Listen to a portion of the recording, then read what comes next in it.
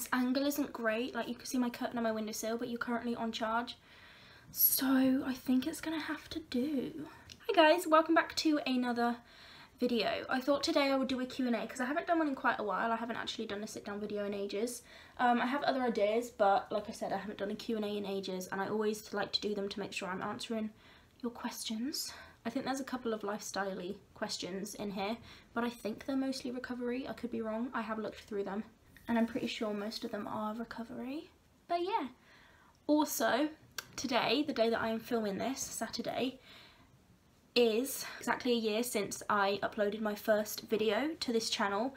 I remember it like it was yesterday. Like, I remember sitting on the sofa and my mum was like taking my sister to school, and I was like, oh, I'm just like uploading a video. I hope people like it. I think it was it my eating disorder story? No, it was a Q&A. Oh, how ironic, 1 year later and I'm still doing them all the time. But yeah, I just want to say thank you for all the support and stuff. Like, I didn't think in a year I would have like, I think it's like over 100,000 views on my channel, and like my most viewed video has like 50,000 views, and I get comments like every single day from people that are like, oh, you inspire me, and I'm like, oh. So yeah, thank you so much. The first question is, how do I stay true to myself on hard days? Eating wise, I don't really have hard days anymore. Like, what is my makeup like? That looks horrendous. Yeah, food wise, I don't really have bad days anymore, I feel like. Just mental health wise, obviously everyone has bad days, like with my anxiety and stuff. I've had quite an eventful couple of months, so I feel like I have had a couple bad days, like probably more than a couple, where I've just been feeling low and stuff. And honestly, I think the main thing that keeps me going is knowing that bad days are not bad. Like, it's okay to have bad days. Like, you're not normal if you don't have bad days. Even people without mental illness labels will still have mentally negative days and will still have bad days. Like, of course, if you have a mental illness, you're more vulnerable and you're more likely to have bad days, and they might be a bit more intense than someone else's idea of a bad day. But everyone else still gets bad days, and it's completely normal. And recovery is not like up, up and up. Like, of course you're gonna have bad days, but you're still moving forwards because you're still one day closer to, you know, getting where you want to be. Even if you do have a day where you feel like you're moving backwards, you're still technically moving forwards because you've like lived another day. So yeah, just remind yourself that it's completely normal, and just be kind to yourself as well. I don't like this next question because I don't like the answer. Someone said, how tall am I? I am not even 5'1". I am 5'1.5 inches. That half an inch is very important. When people are like, oh my god, you're so tiny, how tall are you? I'm like, I'm 5'1.5 inches. Like, when you're 5 foot, half an inch is a lot. Like, I like being small. I've always been small. I don't mind being small. Say small one more time. Small. But by small, I mean like 5'3", like maybe 5'2", 5'3", not 5 foot and half an inch. Like, I don't mind me being this small, but it's like, compared to others, I look ridiculous. Like, there's some people in my year that are like 6 foot. There's some people that are like 6'5". And stood next to them, I look 12. I mean, I look young anyway. I have a baby face and I'm slim. And just adding my height of only 5 foot and half an inch is a bit ridiculous, and it's very unfair. And it makes me look so young. That's why people are so surprised when they hear that I'm 19. Yeah, that's how tall I am. Aw, someone said, where would you like to travel to in the future? And by the way, you are so inspirational. Oops, you can see my water bottle. Thank you. And there's so many places that I want to travel to. I have a lot of trips planned for the next like year. I want to visit my friend who is working down in Cornwall. I want to visit my friend in Plymouth. Hi, Anna. I want to visit my friend who now lives in Scotland, in Edinburgh. I'm going to Barcelona with my mum for a couple days. I think it was between Berlin or Barcelona, and I decided to choose Barcelona. I just want to go everywhere. I would love to go to Japan. I'd love to see like a real Japanese garden, and just like, I like the little things. Like, if I was to go to Japan, all the like kawaii, is that how you say it? All the like kawaii stuff, all the Japanese writing. Now I have 2 lifestyle questions. One of them is my favourite clothing brand. I don't know if it's a clothing brand, but I like Primark just because it is so cheap. But it's still good quality. but I don't know if that counts as clothing brand. So if I had to say a proper brand, it would be Calvin Klein. Not for their clothes though, for their underwear. That is literally the only, and Victoria's Secret for the underwear, but that is literally the only like actual brands that I buy from. Other than that, I buy from like Primark and New Look and stuff like that.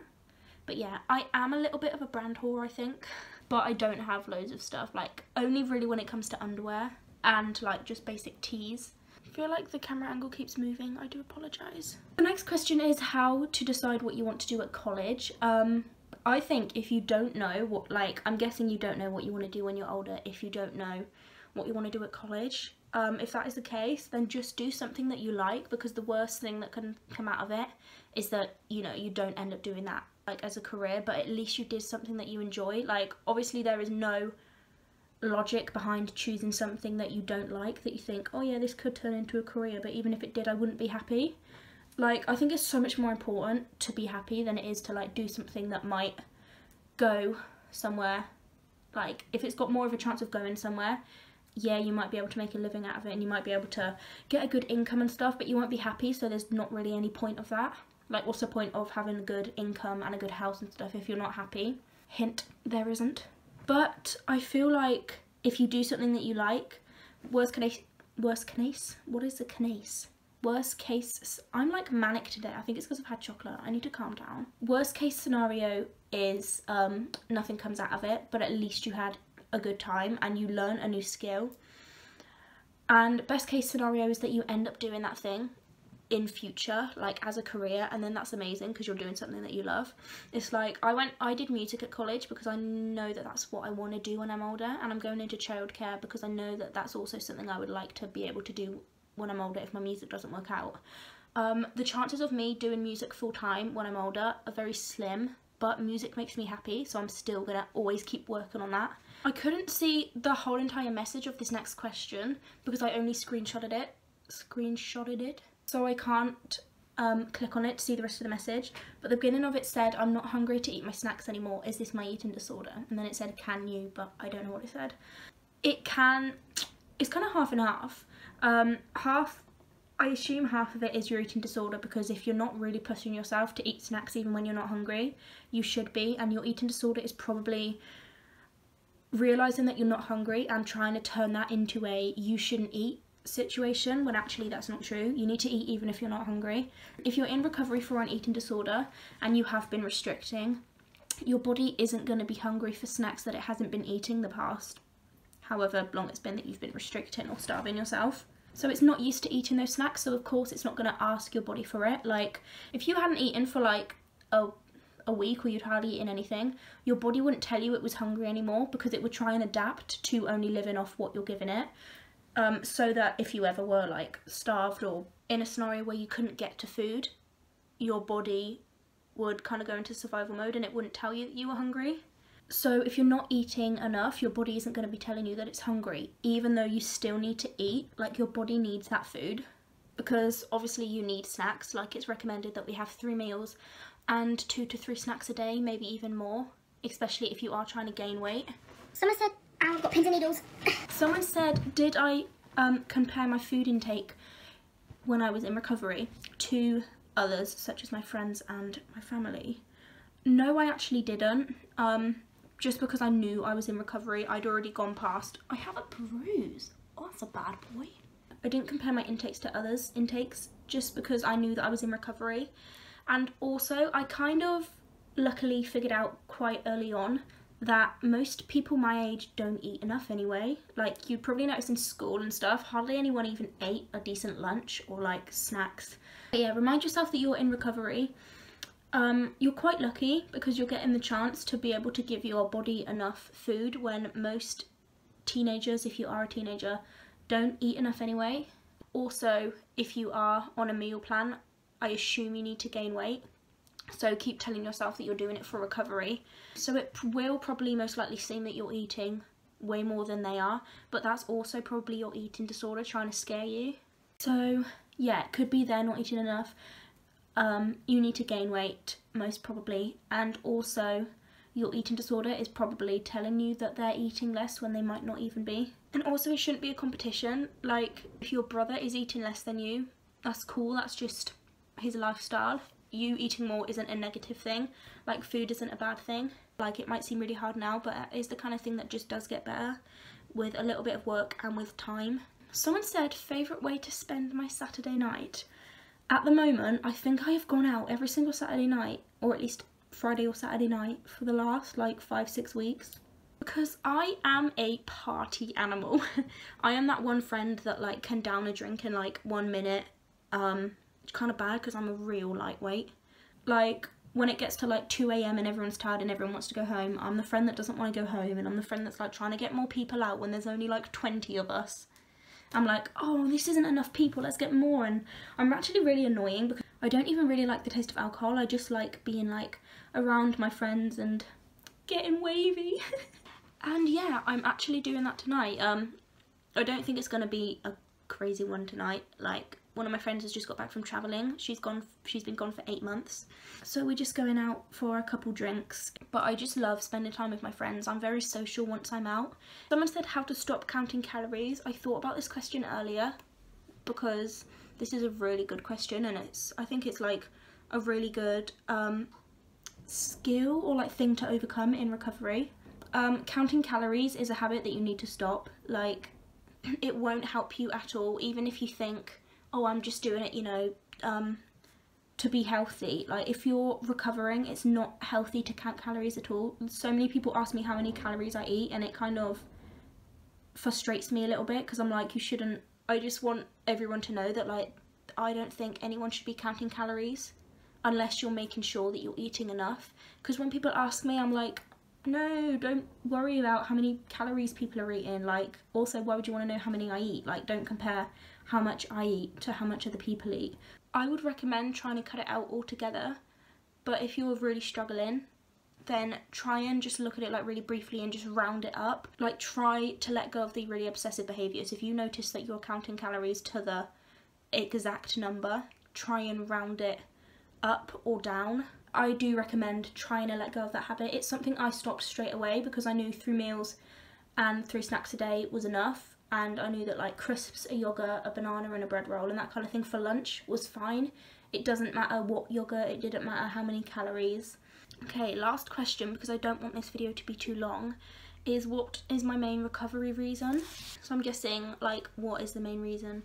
There is too much windowsill in this shot. What was my main reason to recover? Honestly, it sounds kind of selfish, but my own happiness. Like, I was not happy when I had my eating disorder. I was just so restless, especially when I was really rapidly losing weight. Like, I was so restless. I was so fidgety, and I was so like, I didn't know what to do with myself because my mind was preoccupied on not eating. So not only was I like hungry and malnourished and starving, but my mind was like racing at 100 miles an hour thinking about something that I wasn't doing. So I was like, I need to be doing something, but all I can think about is food, but I can't do anything to do with food because I can't eat. So, and I think so many people don't realise that people with eating disorders obsess about food and think about food all the time. Like, it's not that we just decide not to eat and then we don't think about it. The mental part of an eating disorder is probably more exhausting than the physical. And I just hated it. Of course, it was like my family as well. They were really worried about me and stuff. And there's so much more benefits. And yeah, it was hard, but like totally worth it. But yeah, I think the main reason was my happiness, because I was just not happy at all. Like, you could have like gave me £10,000 and I just would have been like, yeah, whatever. They are all of the questions. Thank you for sending in your question if you did send in a question. And I will see you in my next video. Thank you for watching. If you did like it, like and subscribe. Check out my Instagram. It's always linked below, my recovery Instagram. And yeah, I'm hoping that it won't be too long before I have another video up, but I am starting my new job, so I don't know how busy and how tired I'm going to be. But yeah, just bear with me because the last like 2 weeks I haven't been doing too much. So I think getting back into the swing of like adulting is going to have its toll. But yeah, thank you so much for watching this video. I hope you enjoyed and I hope that it helped you. And I will see you in my next video. Bye!